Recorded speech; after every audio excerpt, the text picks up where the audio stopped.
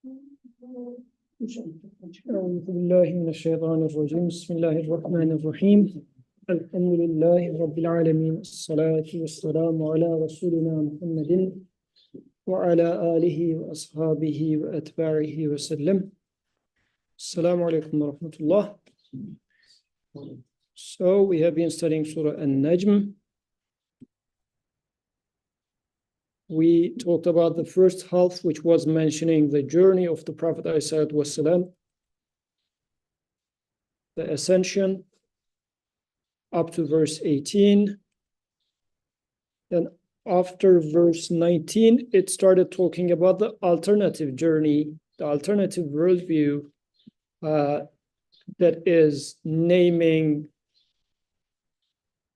things as divine, or giving females name to angels, which can refer to multiple things, as we discussed before, and was a comparison between the two, and even comparing which one is truth, and saying that this other path is nothing but giving names, and it's based on conjecture and has no truth whatsoever in it.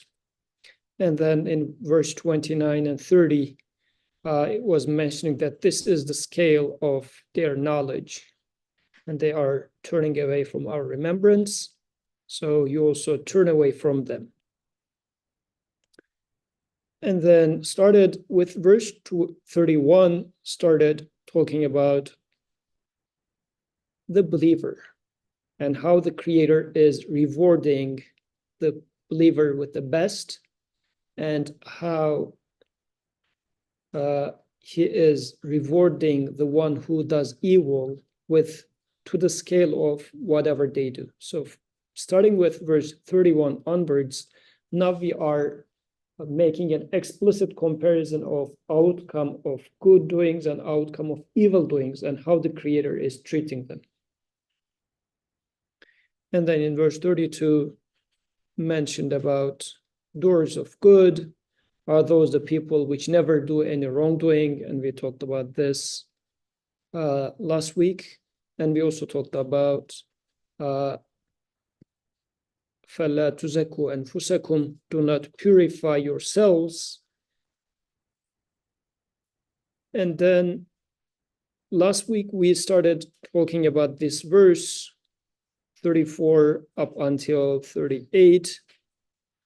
Actually 34 to 33 to 35 we talked about, which was explaining a case where there's this person who turns away, gives a little, but then gives it grudgingly. And then for that, we talked about the historical background of that, as it was mentioned for Asbab al-Nuzul, this being the case for Walid ibn Mughira, where he was making a deal with some person, saying that like in the afterlife, if it happens to be, then here's the deal. Give me money, I'm going to be burning in the afterlife instead of you. I'll take your money and bad deeds, so we'll make a deal. They mentioned historically as the Asbab al-Nuzul, the cause of revelation for these verses as such. We mentioned this, but now we would like to take it to ourselves too. This is where we were left last week, after this super quick 5 minutes intro. So let's pick it up from there. أفرأيت الذي تولى وأعتى قليلا وأكثى عنده علم الغيب فهو يرى. Did you see him who turned away and gave a little, then was grudging? What has he knowledge of the unseen so that he can see? So I start from here. أم لم ينبأ بما في صحف موسى.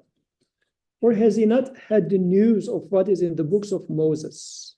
وإبراهيم الذي وفى, and Abraham who fulfilled his engagements, or who had been loyal to his promises. And what is it that was mentioned in these two, like Suhufi Musa and Ibrahim, the books of Musa and Ibrahim? What is it that's mentioned? أَلَّا تَزِرُ وَازِرَةُ وِزْرَ أُخْرَى. No bearer of burdens can bear the burden of another. وَأَلَّيْسَ لِلْإِنسَانِ إِلَّا مَا سَعَى.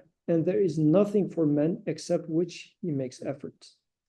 وَأَنَّ سَعْيَهُ سَوْفَ يُرَى, and that his effort will be seen soon. ثُمَّ يُجْزَاهُ الْجَزَاءَ الْأَوْفَى, and afterward he will be repaid for it with fullest payment. Okay. So here are the parts that for now I would like to talk about is in the light of what we have been discussing so far, the comparison of the two parts, like two journeys. And now we are starting to talk about somebody who turned away. So as it applies to me, what does this mean? And as we now come to, we are being reminded of the book of Musa and Ibrahim. Has he not known, or the news didn't come to him in the book of Moses and Ibrahim? Why is Quran mentioning this to me? Like when we talk about the book of Moses, maybe we know what that book is, but when it comes to the book of Ibrahim, what is that? Like, why is this mention of book of Moses, book of Ibrahim? And Quran mentioned this in elsewhere too. What is the relevance of that? As a general question, why is Quran bringing up the news that came to the previous prophets? And then after this anecdotal parentheses, we will talk about the news that follows. Why is it bringing the case with the previous prophets?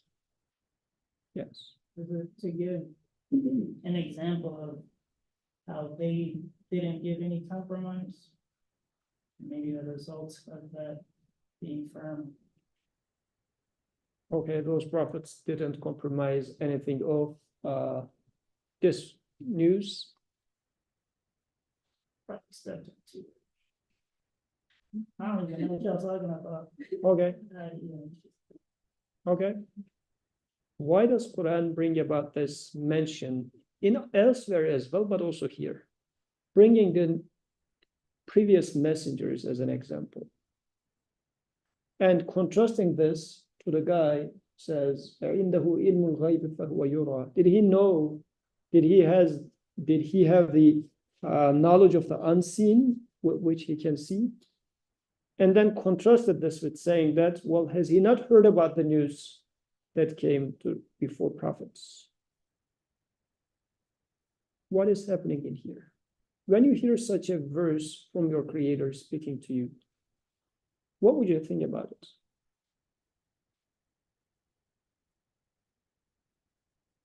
Yes. I think that the message of believing in the Creator has always existed. It's endless to time. Mm. Yes. So there had been somebody that came before you and they were guided. So this is not the first person that's coming with this message. And how is that relevant to us? Yes. I guess it's for me, it's like kind of saying, like, why are you turning away? Like, on what basis? Like, do you feel that you can? Like, when I'm like thinking of these verses, it's kind of like saying to me, like, on what basis do you think you can turn away from this when it's the same message that's been revealed, as Setmer was saying, like, throughout like all of human history, like all the prophets.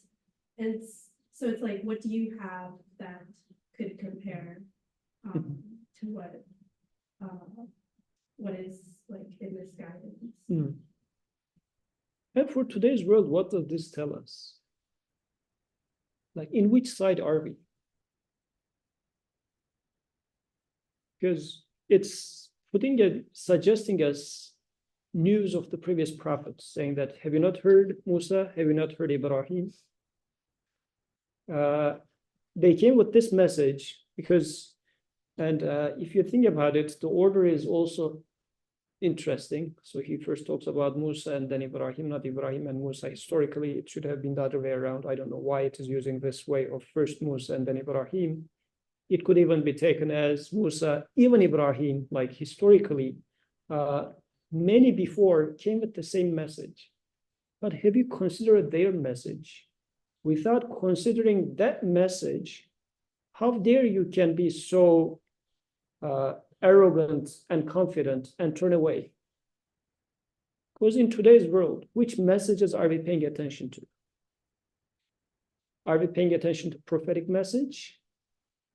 But we are at the best of the educational institutions in the world now.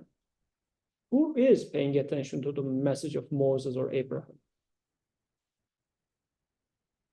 People turn away from those messages and say that, well, like they were some old influential influencers of their time with some mysterious messages or some mythologies. I'm still trying to see how it aligns with the rest of the chapter. There had been this comparison between prophetic path and the path of philosophy. And still, there is a person who is turning away. And to this, again, Quran is coming up with the challenge of, have you not heard the message of those prophets? Have you considered their message? And I should apply this to myself. Which message do I take seriously today? Yes. But I guess I also thought of it as a possible invitation, right? So have I heard it? If I've not, that's a good point that like maybe I should go look back at the stories that's being mentioned. If I have heard it, it's a reminder, right? Like I've been told the same message over and over again. Am I taking it seriously considering that it's consistent here, but whatever I'm following is not as consistent? So I think like you could use it as a reminder, but also as a point of grounding to go back if you have not heard of it. So Yes. So what I would take such that you see the questions as not as a condition, like if you heard this, do that. If you didn't hear, do this. But rather, it's like when you apply it to yourself, for instance. When you look at yourself, you will see this. Or when you look at somewhere else, you will see this type of invitations. Like, did you see him? It's a rhetoric question, obviously. So the answer cannot be no. It is like you will see it more like, otherwise, like if the answer is no, skip the ayah. It shouldn't be that way. The answer is always yes, if you look. If you look, you will see it. Yes. Also, the next area, like I think it's like an answer. This is the message which was revealed to Moses and Abraham. Like it's like explaining or this is that. Like actually, the whole message is just like is much clearer than like to read the few verses. It's kind of like an overview of that.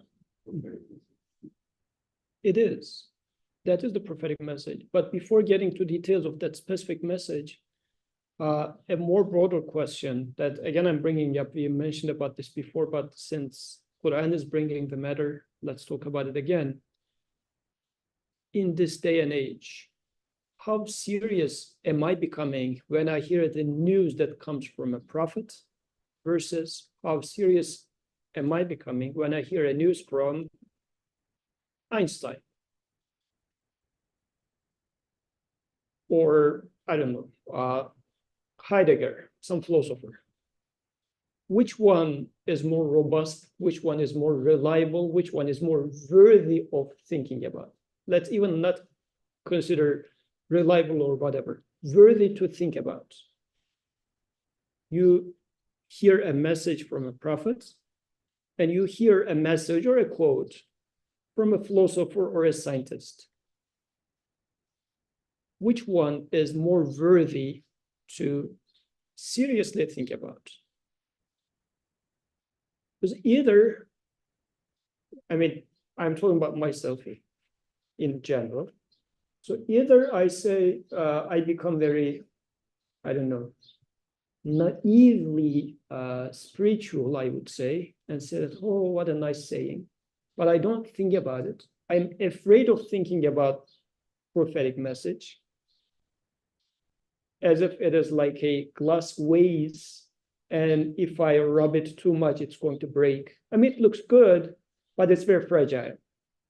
But when it comes to, let's say, some scientists' finding, it's so robust, so like strong. Might be good or bad, but it's strong, it's reliable. So do I feel this way now that Quran has been talking about the two paths? It's talked about the prophetic journey. It talked about the philosophical journey, and now saying that, have you not heard about the message of the messengers? So that is a general theme that we should question for ourselves. Question ourselves by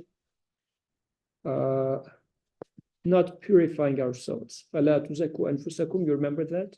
By not purifying ourselves, meaning that, yeah, of course, I take Prophet seriously. My question there would be, do I take Prophet seriously?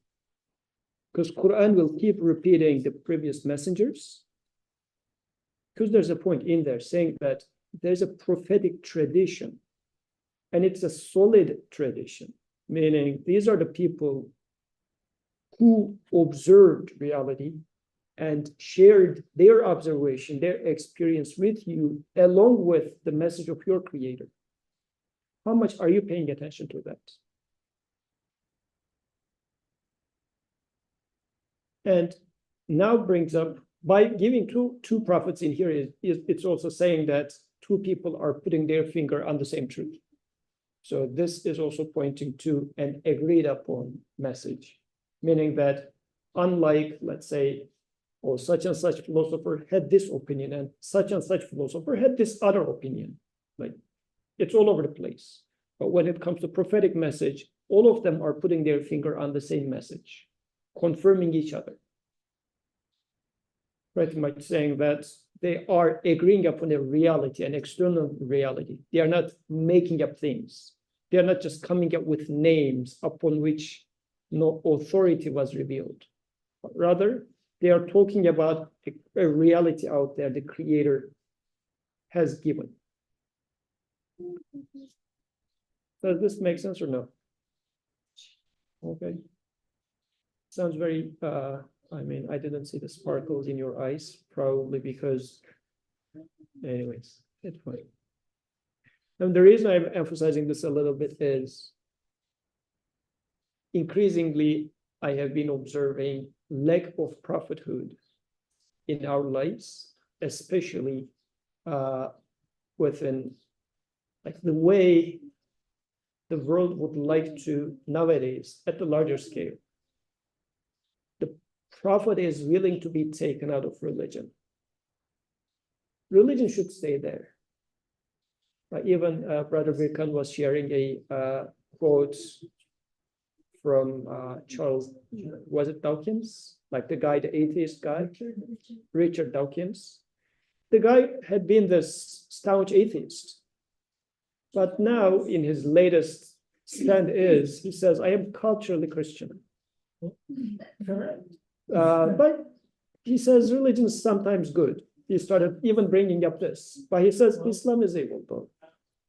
So the idea is, well, the idea of God seems to be working for some people for their mental health. So let it be there.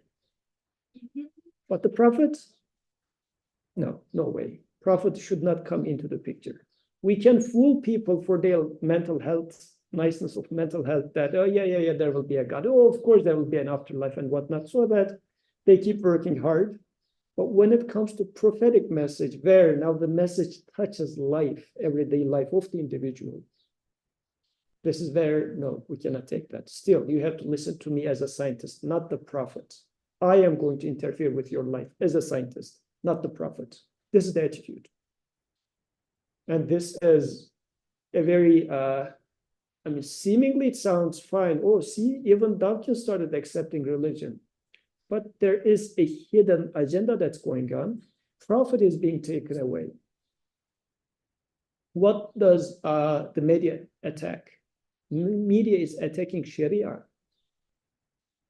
Like, what is Sharia? Sharia is the prophetic life, pretty much. So prophet's legacy wants to be erased because this is where religion becomes reality. This is where the message becomes real in your life. If you erase the prophet, then you practically erase religion and even the message itself, but people wouldn't notice this. It feels as if the message is living somewhere in my life. Although I'm not praying, but my heart is clean. I mean, if you heard about this sort of stuff. My heart is pure, my heart is clean. Yeah, but I'm being a little lazy with prayer and whatnot. Eventually, that purity of heart wouldn't stay there either. But it's like a transitional phase.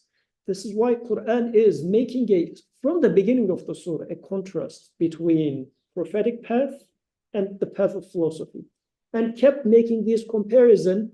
And in contrast to the guy who turns away, says, have you heard about the news of the messengers? He didn't simply say just have you heard about Torah? He didn't mention of the message independent of the messenger. He talked about the message that came with the messenger because they are so tied together. I cannot take the message and dump the messenger. I cannot take Quran and dump the Sunnah because Sunnah is Quran, like interpretation of Quran, right? Hence, Quran will keep repeating the previous messengers to us, bring it to our attention, saying that, Yusuf, are you on the path of prophetic legacy? Do you have such a concern in the first place? Or you're trying to just be like, people have libraries, like they love, especially if you are reading books, you will have a large library in your house, and you will put the books in a place that your guests can see, so that when they come, they would see, oh, this guy's reading a lot of books. So which are the books that you put in the most nicer places? Oh, he is reading very heavy philosophy books, so he must be a smart guy, right? So where am I? Which path am I feeling comfortable with? So this is why I would like to re-emphasize, as Quran keeps emphasizing, the prophetic path. And how is it relevant in my life? Without purifying or cleansing myself and saying that, yes, my heart is with my messenger. Rather than going this route, I should blame myself. How much am I in the path of the messenger? How much am I concerned about it? And what is the message? أَلَّا تَزِرُ وَازِرَةٌ وِزْرَ أُخْرَى. So that no bearer of burden can bear the burden of another. وَأَنْ لَيْسَ لِلْإِنسَانِ إِلَّا مَا سَعَى. And there is nothing for man except which he makes efforts. And that his effort will be seen soon. And afterward, he will be repaid for it with fullest payment. So these are two very important messages of Quran, of the prophetic path. No bearer of burdens can bear the burden of another. Why is this being mentioned here? Do you have such a claim? Do I have such a claim? Why is Quran bringing this up? Practically speaking, in our lives, do we have this as an issue?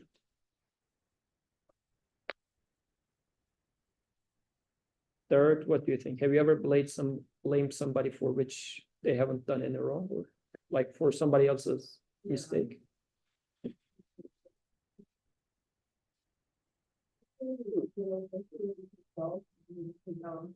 I think I can't think of one specific scenario, but When do we do this the most? When do we do this the most?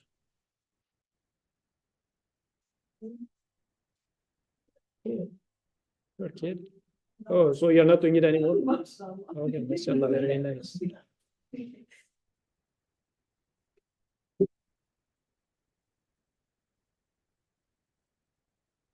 Don't want to bear a certain burden, you find something else that they put it on you. Exactly. I make a mistake and I don't want to take the burden of that mistake on my own shoulders.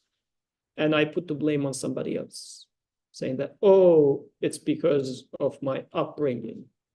If I was not raised in this environment, I would have been a better person.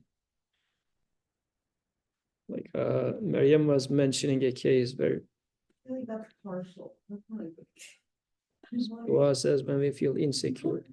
What was that? I feel like that example could be partial. It's partially I true. would- You can share half of the burden. Yeah. Obviously, I'm much of it, I guess, but it could be partially true, but I also think like, it depends on how you're saying it. Like, if that's always what your, like, your conclusion is to your own whatever, then you don't want to take responsibility for. But I think you're right, it's very easy to fall.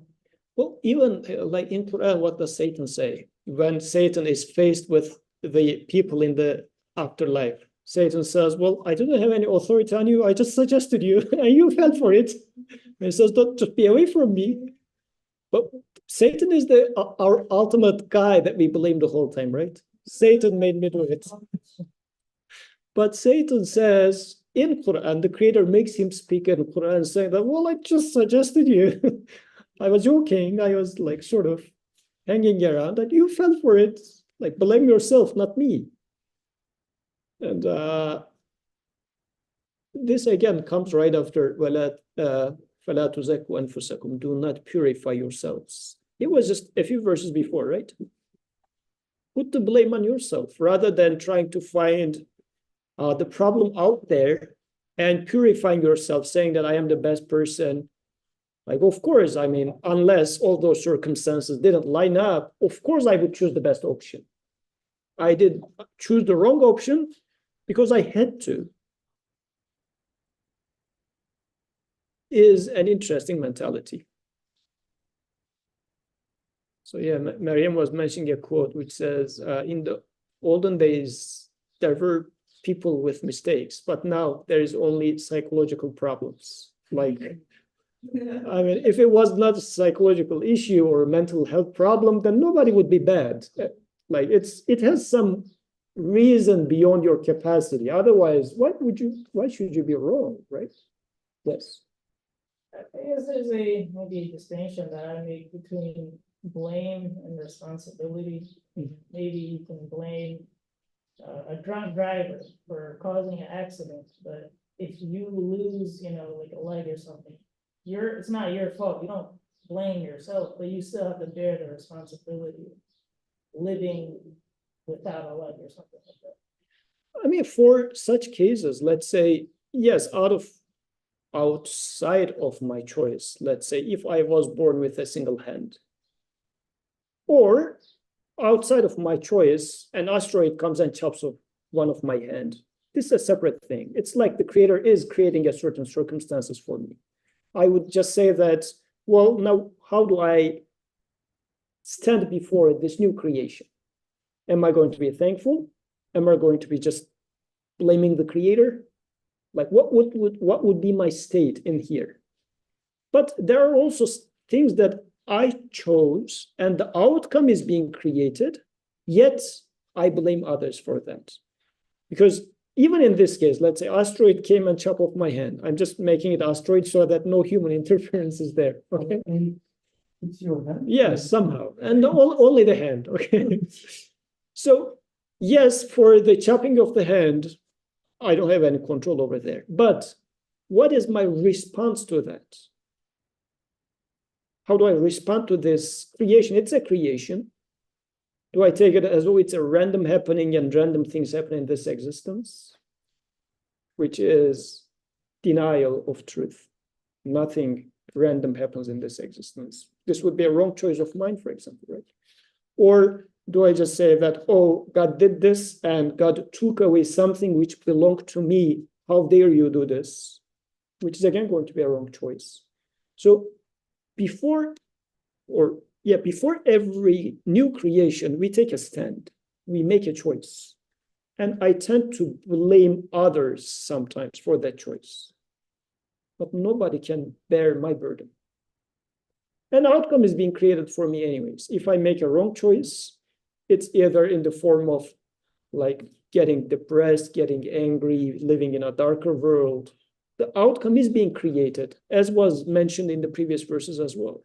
The creator, like this was the previous verses, right? It was saying that لِيَجْزِيَ الَّذِينَ أَسَاءُوا بِمَا عَمِلُوا. So that he rewards those who do evil according to their deeds. وَيَجْزِيَ الَّذِينَ أَحْسَنُوا بِالْحُسْنَى. And he rewards those who do good with what is best. So the outcome is right there. You make a choice, a wrong choice, and you are being rewarded with, to the extent of your wrong choice. You do the right choice, and the Creator gives best to you. We talked about that before. So, لا تزر وازرة وزر أخرى. Do not blame others for your wrong choices. Rather, blame yourself. Why? Because this is how I'm going to learn something. If I keep blaming others and purify myself, what do I gain out of that? I'm just trying to cleanse myself from this feeling of guilt. That's all I can, at most, that's all I can gain. Deep inside, I still know I'm lying to myself. Yet, the feeling of guilt is going away, maybe, partially. But if I do the other way around, if I say that, no, I made a wrong choice, and the Creator created this outcome to wake me up from that. Now there's an opportunity for me to learn from that mistake and truly cleanse myself. How does cleansing work? Cleansing is, like, how does Quran suggest us to get cleansed? Any idea? How do you get cleansed? Istighfar. What is istighfar? Admitting your mistake and asking for forgiveness. It's not saying that I didn't make any mistake. It's not the way you cleanse yourself, but rather you say, I wronged. First digest this. Then it gives an opportunity for me not to get close to it next time, because now I'm admitting that it was wrong. If I don't admit that it was wrong, I'm going to do the same mistake tomorrow again. But if I admit that, yes, I was wrong, now it's becoming it cleanses me because the point is done. Like in the assignment, the professor gave me 5 options. 1 of them was right, 4 of them were wrong. And I chose the wrong answer. And then I admit that, I was wrong. I erased it, and now I chose the right answer.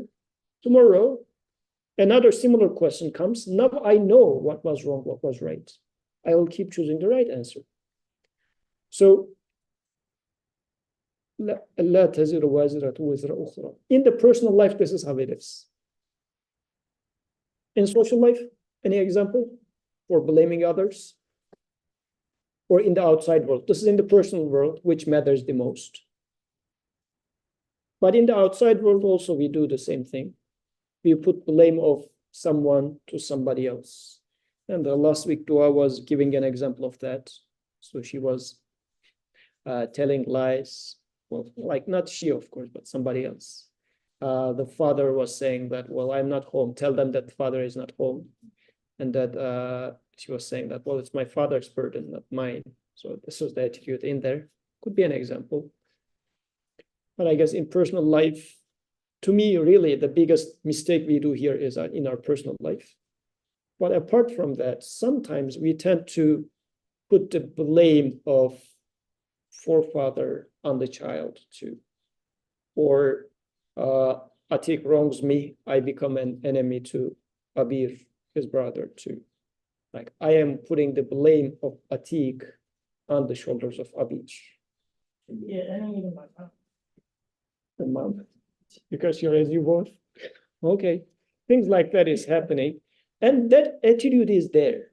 Or even sometimes I'm saying that, oh, Bengalis, no way. I know them. Even I am taking your burden and putting it on the shoulder of an entire nation. So these are all coming from the same root though. Like in my personal life, when the same mistake, it says I am the best. In the social circle, it becomes, oh, my nation is the best, all the rest are the worst. So the same mistake, same pattern everywhere. But what is the issue here? Again, I am claiming to be a super being, like I am the creator. I am a small bit of a god. The other attitude is saying that no, by admitting my mistake, I said that I am being created, I am being given options, and I chose the wrong option. This is the distinction. The prophetic path versus the path of philosophy differs in here. The path of philosophy says, no, you are an independent being, and you're small bit of a god. This is what it boils down to in the path of philosophy. You came up with ideas, for example. You invent. You're not given, you invent. In the path of prophethood, you receive revelation, you are given. A huge distinction, right? So the same distinction when it comes to admitting mistakes and whatnot. When it comes to good things, I say, I invented it. When I do something bad, I say it's because of them. In the prophetic path, when something good comes, I say it comes from my creator. When something bad happens, I say I messed up with my choice. You see the exact opposites? So this is why when it comes to personal life, you see how it applies. When it comes to social life, you see how it applies. It is the same distinction point. Yes, there are two. No? Okay. So this is why very important single short sentence, but it has a lot of applications in social life, personal life. And even if you dig deeper, what is at the core of them? It is saying either I or saying he. This is the distinction. Huwa or ana. Philosophy says I. The prophetic path says no, he, pointing to the creator. Huwa. Okay? وَأَلَّيْسَ لِلْإِنسَانِ مَا سَعَى. How about this one? And there is nothing for man except which he makes efforts.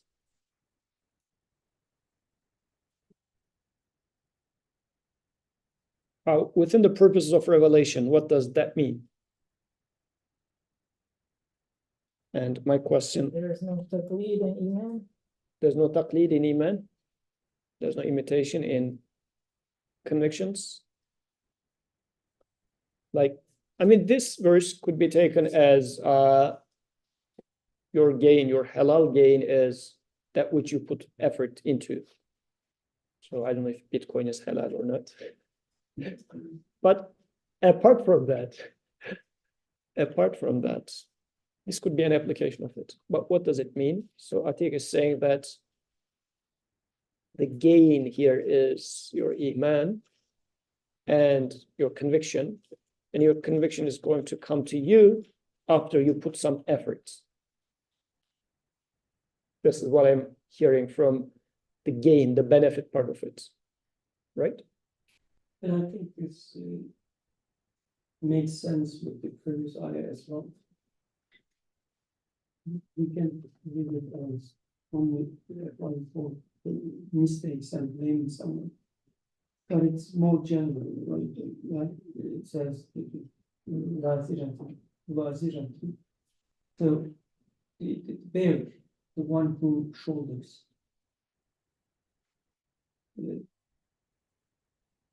So, you have to do it yourself, as whatever you are doing.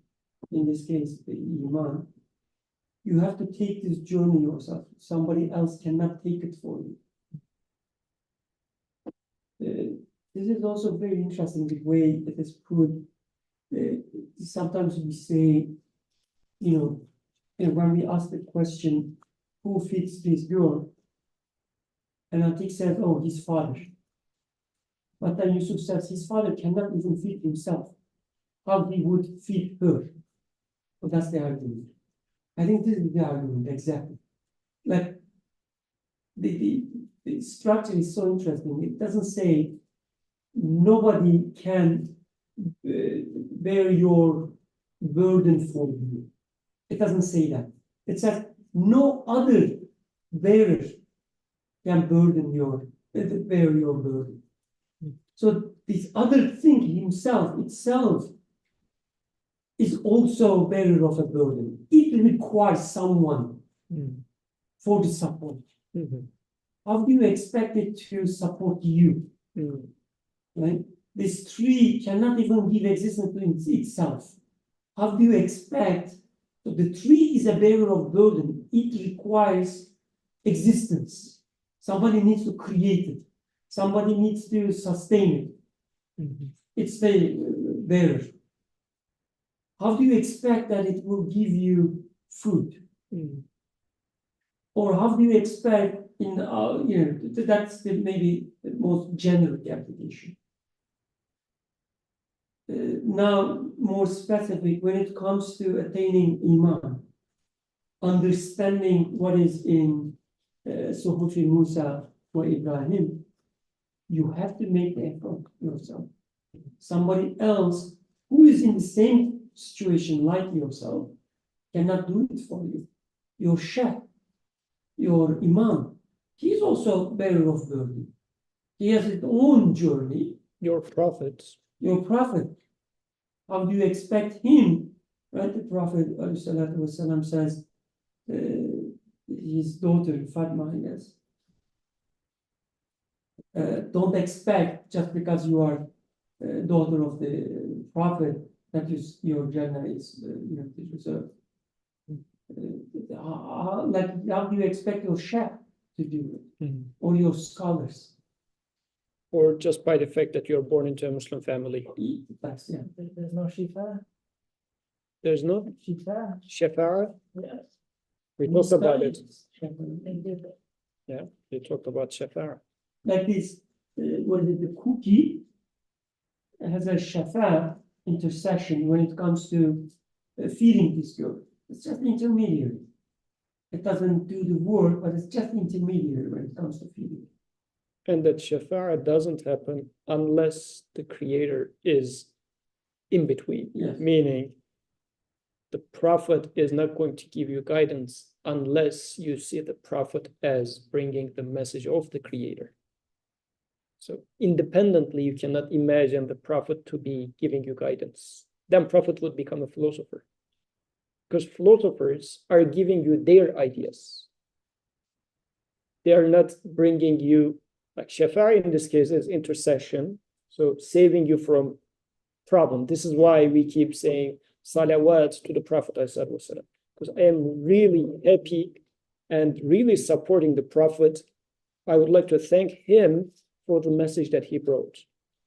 But if I take the Prophet as I am thankful to, let's say, I don't know, tell me a scientist, Archimedes, like the buoyancy of water. So the guy was coming up with an idea that he found. He didn't say that, oh, the message I bring to you, which is this law of buoyancy of water or whatever, is creation of the creator. He didn't bring me the news of the creator. He said, I came up with a brilliant idea. So he's not an intercessor. He is not facilitating to take me to the creator. He is actually burying me in the matter itself. He's not a reminder of the creator. He's turning my face away from the creator and saying that, look at the things themselves. It happens by itself. But prophet is the person who says, here is the message coming from the source. This is how prophet can become an intercessor for messages. Okay, Dua says, the fruits of effort are permanent. Asks about this, وَأَنَّ لَيْسَ لِلْإِنسَانِ إِلَّا مَا سَعَى. Everything else is temporary. Like sometimes we get blessed in this life without putting in effort, but the permanent fruit hereafter will be based on effort. Where did we get the permanent part? So this is the part she is asking. She is saying that when it says to men, nothing, there's nothing except their effort. But she says, well, I am born into a rich family. So without putting efforts, I have some privileges. She is saying, I assume. So what sort of a benefit are we talking about in here? Because it looks like I can get benefits after putting effort.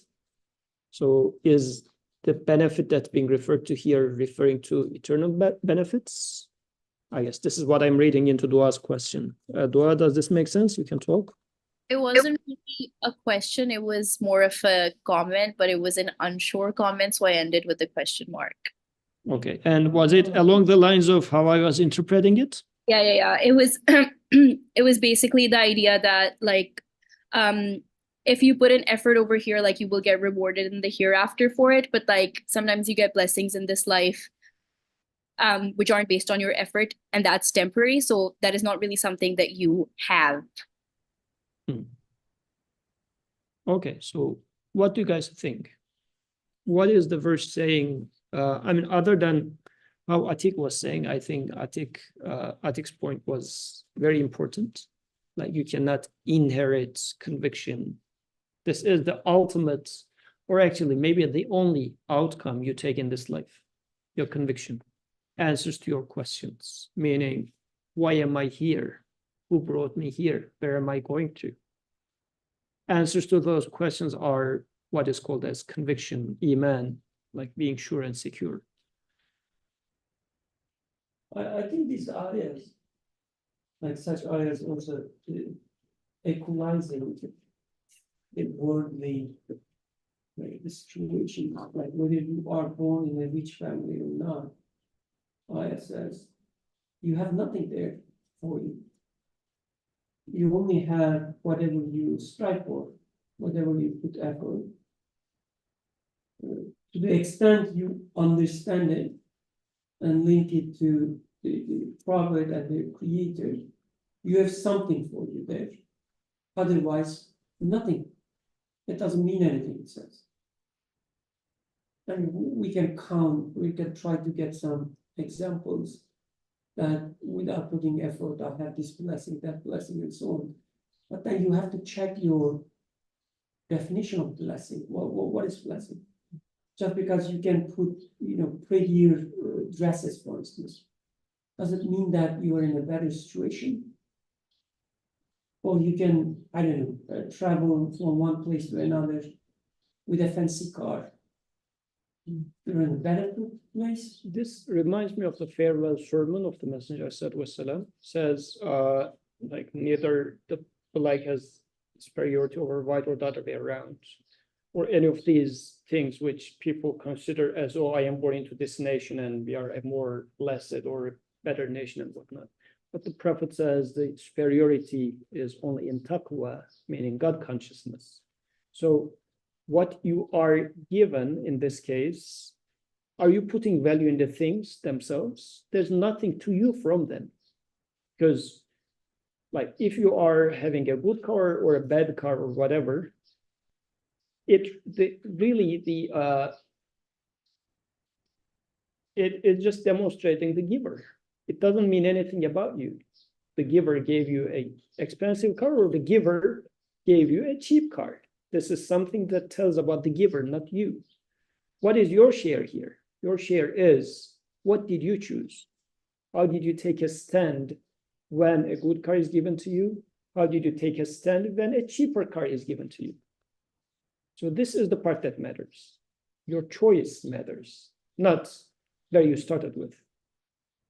So and it also reflects to worldly life as well. Like we can apply all these ayahs to worldly life as well. When we say we will be repaid for its full payment or effort will be seen soon and so on. It's kind of like a promise that if you are taking the right path, no matter where you start, no matter what situation you are, you will see the outcome. Like we sometimes, romanticize things as, oh yeah, even when you are poor, you can have happiness and so on. But because we look at it from a romantical point of view, we don't believe it. But this is the reality. It really doesn't matter. I know for some people like myself, we wouldn't be 100% sure with that possibly. But it really doesn't matter. You are in a poor situation or not. And we directly come up with ideas. But what about these people who are like running away bombs and so on? So it doesn't matter. It really doesn't matter what choice you make, what effort you put, and you will see the outcome. We start with some worldly understanding, saying that, oh, but for this type of happiness you need money, or for these you need that. And the 38 ayah, whatever is you are relying on in your mind, the car, your father, the medicine, money, whatever, they are themselves bearer of the burdens. They cannot help you.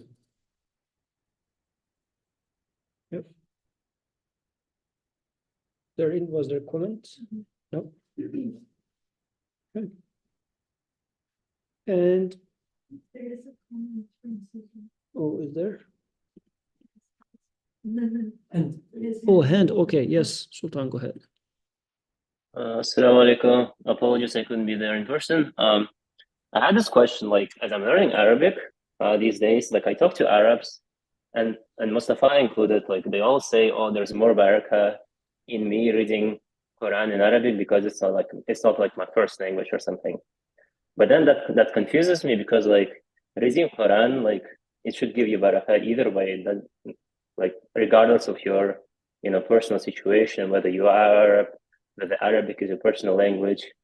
So like I guess is there a way for me to understand why they say these things? Or because like in light of this verse, 38, 39, 40, Okay, I just don't know. Yeah.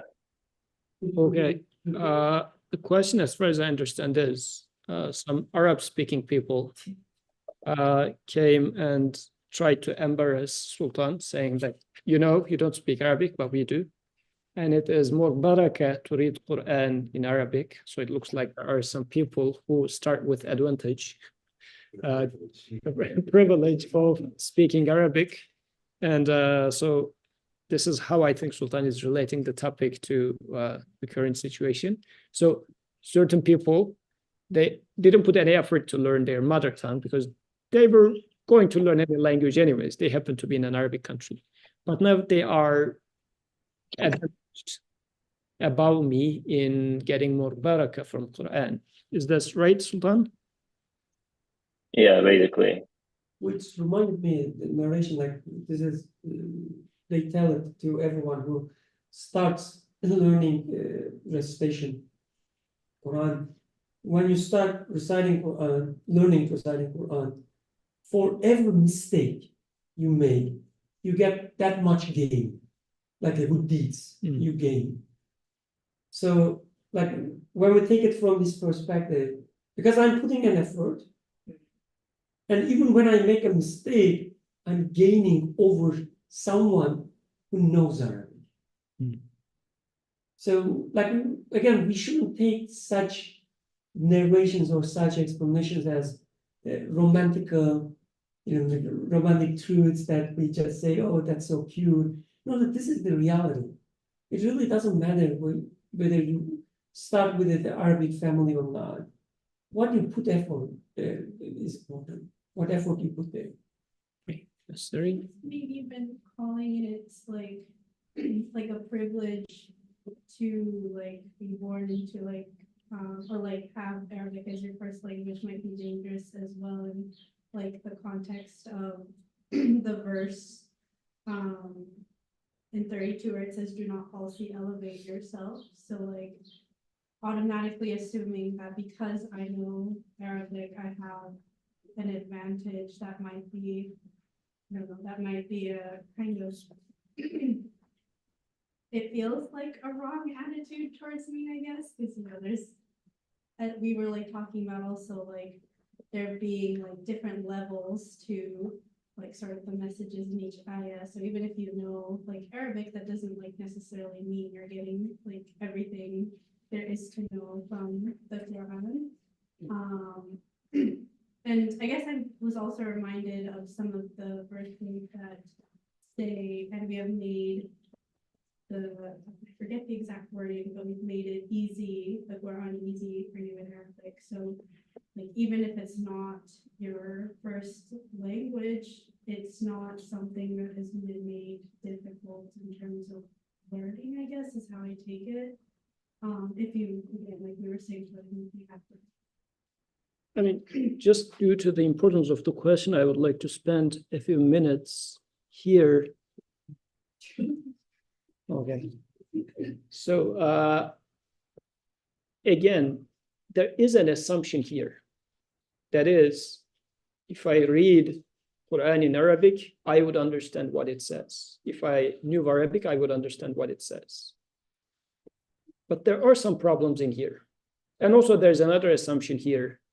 If I read the English translation of Quran, I will understand what it says, which I think is equally problematic. You should read French, right? That's the French is the best, yeah. best translation. So which is equally problematic. Why? Let me give you another example. You have eyes and you see a beautiful rose, right? Did you get the message of the rose by just the mere fact that you see the rose? Understanding what that rose tells you is different than seeing the rose itself and identifying it as a rose. Seeing the message behind things, yes, you need to have an eye to really identify it as a rose, but this is just the beginning of it. If somebody brings you the rose to indicate that I love you, yes, you should have an eye, but even in the absence of an eye, you can smell it and still, or you can touch it and you can still sense the love is there. But if somebody says, I have an eye and I have a privilege in understanding love, there are many people who have eyes and do not see the message. Like there are scientists who study the rose, the flowered rose itself, and doesn't say that this is being created by a loving creator who loves me and demonstrates his love by gifting me with these gardens of roses every spring. Have you heard any scientist with their sharp eyes saying that all those flowers are signs of the creator to me? They know Arabic in this sense. They know how to see those flowers better than you and I. They even put it under the microscope, but they don't see the message. There are many Arabs who read Quran or beautifully recite the Quran, but do they get the message of Quran? But there is one more point. When they say it's more barakah to read it in Arabic than in translation, there's a point there too. Let's give its due in there too. Why translation of Quran is not Quran? Translation of Quran is one person's very shallow understanding of Quran. This is why we said, يُنَبَّأْ فِي صُحُفِ Musa. The news of Musa is mentioned with the Musa himself. Message is not mentioned independent of the messenger. Message needs to touch my life. This is how it is happening with the messenger. Even if you don't speak Arabic, the creator sends scholars from all different languages. They are the inheritance of messengers. Go and learn it from them. They are the ones who explain what Quran tells. So in this day and age, sorry, I am going to make you wait a little more. We have a problem. Like in the olden days, education was not so widespread. There was always a learned scholar and who was teaching people. People were relying on that scholar to learn. Now in the modern days, education is more widespread. But what is the education in this case? Books are there. And I say that I can grab a book and read it. And this applies to Quran as well. I can grab Quran and read it. There are pros and cons in there. The thing is, the message is there, but if I make it independent of its teacher, like some human figure who embodies that message, I'm not going to get the message totally. So this is one problem. But on the other hand, when it comes to Quran in Arabic, there's something important about the speech itself too, like the Arabic language, how the creator spoke in that language, and how the same verse can be understood in multiple ways, which is not going to be carried over with the translation. So if Sultan, the guy who tells you this, is meaning that point, you would agree with that guy, saying that, yes, actually, by keeping the Quran in its Arabic, and me trying to put effort to learn Arabic, to understand Quran, try to understand Quran in Arabic with multiple meanings that it can come, yes, there's more barakah in there, barakah meaning increasingly more meanings in there, agreed. But if the point is that without understanding chanting it in Arabic versus without understanding chanting it in English, one is better than the other, we have some problem there. Yes, Brother Brick. What you said about the rose, it reminded me, is it Abu Sufyan who lost his eye to Abu Sufyan radiallahu anhu. After becoming Muslim, he attends a battle, he loses his eyes, one of his eye, I guess, with the arrow. And he says, before that, I didn't see. So I'm glad that, now with this, I'm seeing it now. So the eye is taken away, but yes, he started seeing it. Exactly. The truth, yeah. But on the other hand, as you said, so let's apply this ayah to Sultan's situation, which substitute Sultan with Birkan, you will get the same thing, or Atik, you will get even worse.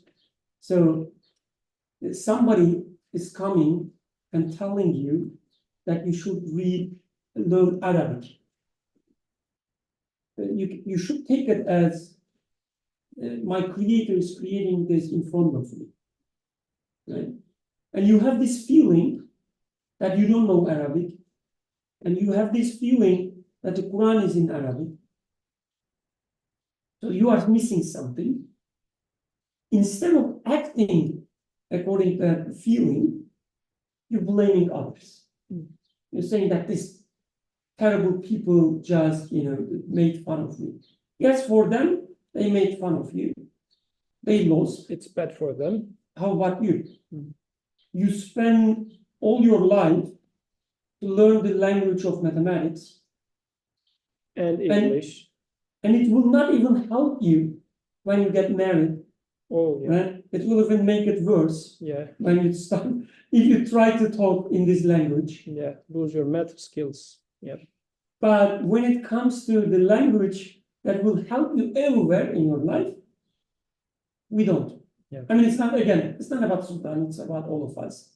Even for Arabic speaking people who doesn't spend just a minute saying, okay, I speak Arabic with my friends, but I will be honest, I don't understand what my creator tells me there. And you don't spend even 10 minutes to make yourself better in that regard. So where's the message? Yep. So Sultan, do not justify or purify yourself. So keep blaming yourself, but also your friends were wrong at the same time too. So Jazakallah khair. yeah. So, and we'll need to stop here, but let's see what we will discuss for the next week. Where does the verses carry us towards? And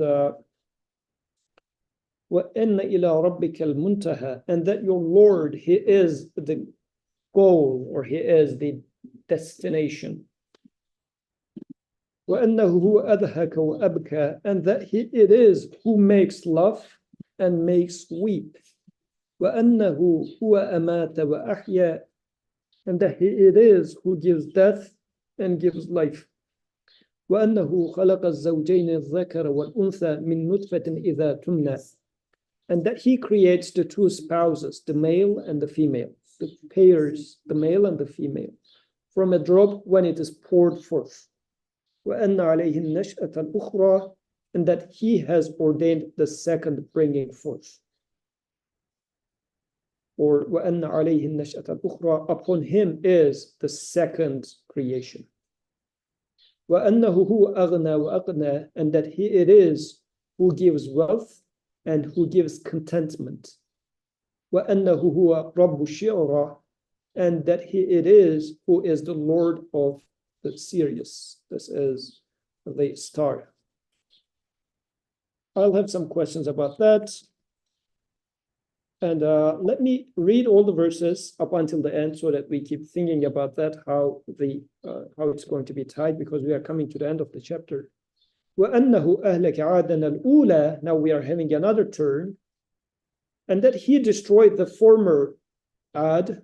There are two tribes of Ad, the former and the later one. Quran mentions both. وَثَمُودَ فَمَا أَبْقَى, and the Thamud he spared not. وَقَوْمُ نُوحٍ مِّن قَبْلِ إِنَّهُمْ كَانُوا هُمْ أَظْلَمَ وَأَطْغَى, and the people of Noah, they were more unjust and more rebellious. وَالْمُؤْتَفِكَةَ أَهْوَى, and the overthrown cities he destroyed. فَغَشَّاهَا مَا غَشَّى, so that there covered them that which did cover. So in these verses talked about the previous people that were destroyed. Why is Quran bringing this up? Is a question we will ask. Then comes the blow. فَبِأَيِّ آلَاءِ رَبِّكَ تَتَمَارَى, concerning which then of the bounties of your Lord can you dispute? هَذَا نَذِرٌ مِّن نُذُرِ الْأُولَى, this is a warner of the warners of the first, I would say. أَزِفَةِ الْآزِفَةِ, the ever approaching draws near. لَيْسَ لَهَا مِن دُونِ اللَّهِ كَاشِفَةٌ, none beside Allah can disclose it. And these are the last four verses. أَفَمِنْ هَذَا الْحَدِيثِ تَعْجَبُونَ, do you then wonder at this statement, this news? وَتَضْحَكُونَ وَلَا تَبْكُونَ, and laugh and not weep. وَأَنْتُمْ سَامِدُونَ, while you amuse yourself. Instead, rather, فَاسْجُدُوا لِلَّهِ وَاعْبُدُوا, rather prostrate yourselves before Allah and worship Him. This is how the surah is going to conclude. Inshallah, let's discuss the remaining part next week. I don't know if you will be able to finish it, but inshallah, let's aim for that. Take a look at it before coming. And this is a sajda ayah, so you can make a sajda. سبحانك لا علم لنا إلا ما علمتنا إنك أنت العليم الحكيم وآخر دعواهم أن الحمد لله رب العالمين. الفاتحة.